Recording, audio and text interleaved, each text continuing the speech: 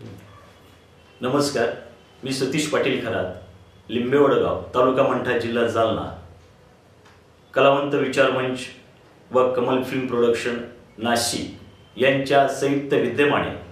भारतीय चित्रपट सृष्टीचे जनक दादासाहेब फाळके, लोककवी वामनदादा करंडक, लोकशाहीर अण्णाभाऊ साठे, कवयित्री बहिणाबाई चौधरी, शाहीर अमन शेख यांच्या जयंती व स्मृती दिनानिमित्त राज्यस्तरीय कलावंत पुरस्कार मला आपण दिला, त्याबद्दल धन्यवाद। खरं तर नाट्य कलेचा जो प्रवास तो बालपणापासूनच मला नाटकाची आवड, पण नाटकाची आवड ही झाली का, त्याचं कारण असं आहे की आई बाबा काही मतभेदामुळे माझी आई वडिलांपासून जवळपास 14-15 वर्ष ही दूर होती।